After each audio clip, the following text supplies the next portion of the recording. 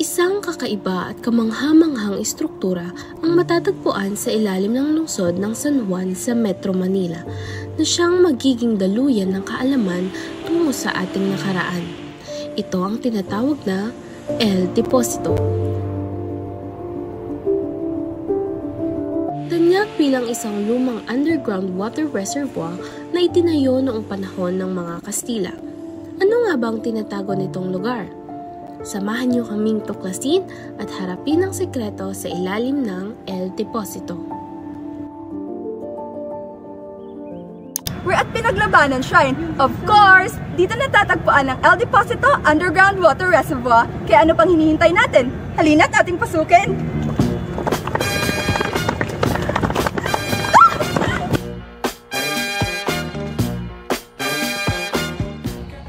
Pero bago yon, alam niyo ba kung bakit Pinaglabanan ang tawag sa Pinaglabanan Shrine? Bakit? Kasi dito pinaglabanan ng Espanyol at ng mga Katipunero ang El Deposito. We're in El Deposito Water Underground Reservoir. Of course, ito ang nagsupply ng tubig sa buong Maynila noong 1800s. Tara, pasukin na natin!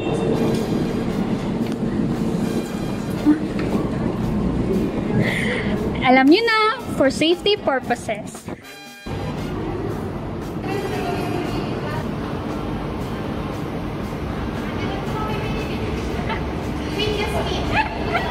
Alam niyo ba, ito ang bahagi ng Carriedo Waterworks System na ipinangalan kay Francisco Carriedo.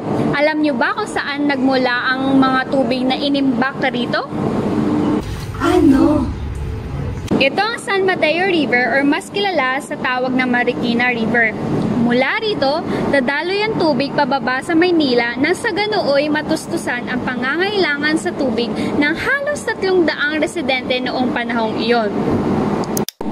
Ang sistema ay dinisenyo upang magbigay tubig sa mga taong naninirahan sa lungsod at puksain ang mga sunog na siyang karaniwang nangyayari noong unang panahon.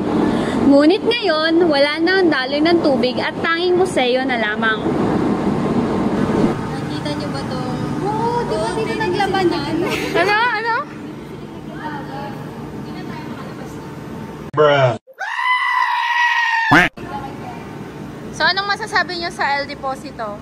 Nahindak-hindak ang laki. Laki. Ang masasabi lang po namin, may nahagip po yung aming third eye.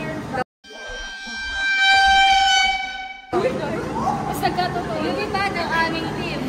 May kasama po tayong Ariel. Wow! Kung inyong mapapansin, napakalaki ng El Deposito. Itong inatapakan natin ngayon ay bahagi lamang ng 5 hektaryang parte ng El Deposito. At alam niyo ba, hawak ng mga Kastila ang El Deposito? At noong panahon ng Revolusyon na tinatawag na The Battle of San Juan del Monte. Sa pamumuno ni Andres Bonifacio, sinubukan ng Katipunan na sakupin ang water system at armory ng mga Espanyol, ngunit sila'y nabigo. Pero sa pangalawang pagkakataon noong 1898, nagtagumpay ang mga revolusyonaryo na sakupin ang El Deposito. Pero sa panahon ding iyon, dumating ang mga Amerikano na naging dahilan para masakop ulit ito dahil alam nila kung gaano kahalaga ang tubig. Sa panahon ng Amerikano, sa kadahilan ng may pinagkukunan na sila ng bagong supply ng tubig o water resources, ito na rin ang tumayong imbaka ng armas at baril. Kaya kung makikita nyo, may mga numero ito at ito rin ang nagsisimbolo kung saan nila iniligay ang mga armas na ito. At meron din ditong nakalagay na mga pangalan na nakaukit, pero hindi nyo na rin makikita kasi nga matagal na ito, and hindi lamang ito naging water zone, kundi naging war zone rin ito. Ayun nga ang mga number na nakaukit na kung saan nila nilagay ang mga armas. Ang mga bilog-bilog o butas sa taas na nandito sa lugar na ito ay tanda para hindi maging kulob yung mga tubig na naka-imbak dito sa lugar na ito.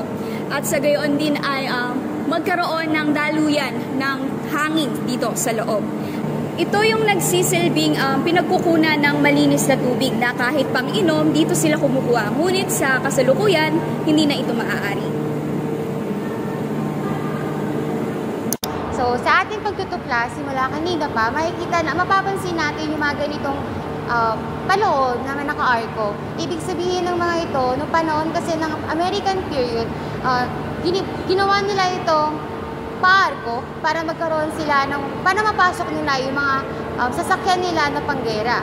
So, makikita natin kung gaano kadami yung mga arko dito. Ibig sabihin, ganun din karami yung kasya sa isang arko at ganoon din kadami yung mga ginagamit nilang sasakyan na panggera. Kaya naman, ginaba nila at sinikap nila na maipagkasya dito yung mga sasakyan na dala-dala nila mula sa Amerika. So, ang nagdisenyo ng estrukturang ito ay ang Spanish engineer at architect na si Genaro Palacios. So, itong estrukturang ito ay gawa sa volcanic tuffs. So, alam nyo ba kung bakit ito ay gawa sa volcanic tuff? Bakit? Dahil ang volcanic tuff ay kilala sa kanyang porosity at ang kanyang kakayahan na sumuporta sa tubig. Kung kaya't ang estrukturang ito ay gawa doon upang hindi ito madaling gumuho dahil sa bigat ng mga bato.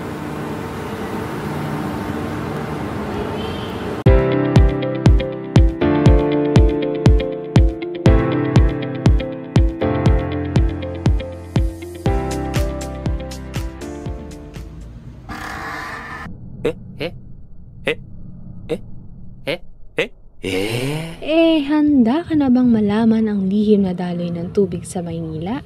Tara na sa audiovisual room ng Museo El Deposito kung saan bibigyan ka ng isang karanasang hindi mo inakala mula sa pagtatayo ng El Deposito Reservoir hanggang sa mga kwento ng Carriedo Water System at ang pag-agos nito sa buhay ng mga tagalungsod. Lahat ito ay maririnig, mapapanood at maiintindihan mo parang agos ng tubig na walang tigil.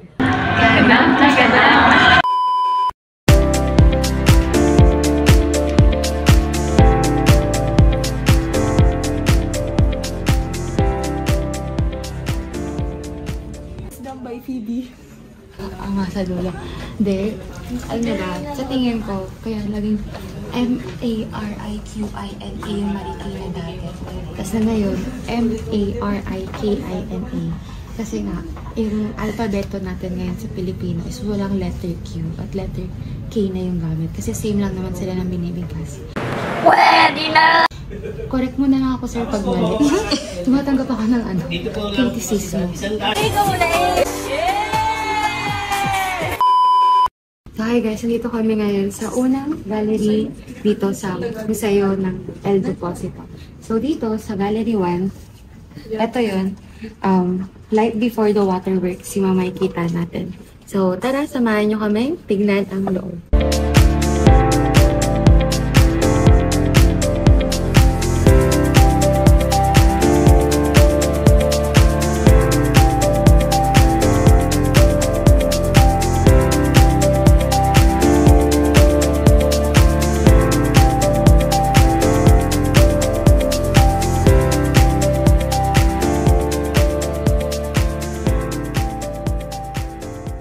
So, ang unang bubungad sa atin kapag pumasok tayo sa gallery ay ang Basilica Francisco Carriedo. Saan makikita natin yung kaloob ni Carriedo. Ito sila. Halimbawa, mga naglalabas sa isang pampublikong hydrant, mga pampublikong hydrant din sa Paco, Maynila. So, dito yung mga sulat na sa tingin ko ay galing dito sa Relación de Servicios de Don Francisco na nakasalin pa ata sa wikang Espanyol. Kaya ito ang translation ng mga nakasulat dito. Tapos ayun si Carriedo. Francisco Carriedo y Peredo. At pagpunta natin dito sa gawin na ito daw yung tinatawag nilang Carriedo Fountain. Alam niya ba na ang Carriedo Fountain na pinangalan kay Francisco Carriedo ay ginawa upang ang mga tubig na nagmumula sa El Deposito ay dumaloy sa Maynila at ang mga komunidad na nandito ay maabutan ng tubig. Makikita natin sa mga larawan kung paano nila sinimulan ang paggawa ng Carriedo Fountain hanggang sa kung paano nila to pinaganda at mas pinalinis ang mga tubig na pumupunta para dito. So, ito yung mga water hydrants. Ito yung 3D replica. Ito yung original na water hydrant, 1988 water hydrant. So may 300 na pinatayo noon ng mga water hydrants ito na iinom nila kasi daw malinis yung mga tubig na lumalabas sa hydrant na ito. So naiinom talaga nila. 300 yung pinatayo nila. Dito lumalabas yung malinis na tubig. Dito sa 3D wrapping katingnan natin kasi mas malinaw. Dito lumalabas yung tubig na ginagamit nila sa pang-araw-araw.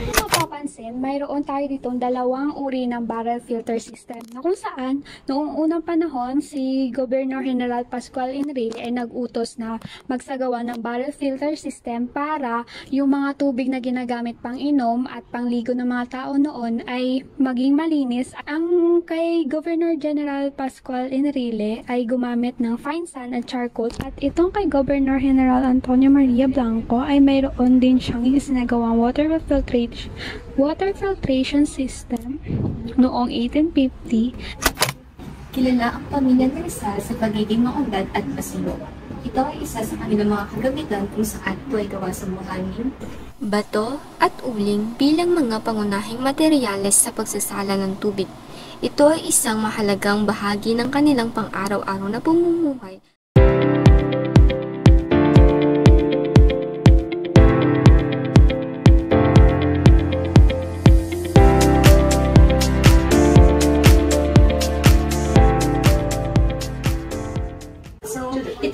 Plano ng sistema patubigan ng Maynila na pinlano ni Engineer Genaro Palacios noong 1869. So basically, itong unang plan ay hindi siya na-approve dahil unang-una sa budget nito na umabot ng 2,289,548. So ayan lang yung estimated yan. So di pa talaga alam kung ano yung eksakto maabutin. Kung makikita nyo kasi yung distansya, sa plano ito, yung tubig ay magmumula sa Montalban, sa Rizal, tutungo yung tubig dito sa San Juan del Monte. Tapos, bababa naman yung tubig dito sa iba't ibang bahagi ng Maynila. So, kung sa ganyang kalaki na distansya, maraming materyales yung kailangan nilang gamitin. Especially kasi iron pipes yung kailangan nilang gamitin dahil para hindi siya ganun kadaling masira. At isa pa yung structure dito sa plano ni Genaro ay complex din siya. Then, since hindi ngayon na-approve, nag-devise siya ng another plan. Ito yung ikalawang plano na na-approvahan. Kasi kung makikita nyo dito, mas lumiit or mas lumamit yung distance niya. So yung tubig dito ay magmumula sa dating San Mateo River or Marikina River sa kasalukuyan at dadalang ito sa Santolan. Sa Santolan, may pumping station na magpapump ng tubig pataas patungo sa El Deposito.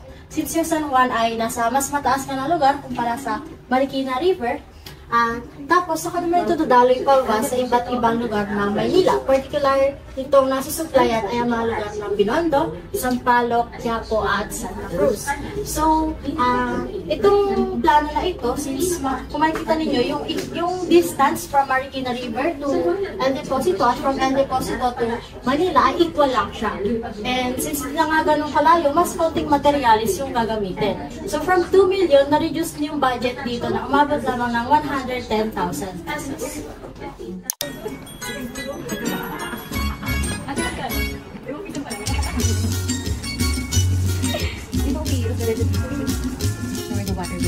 Buhay bago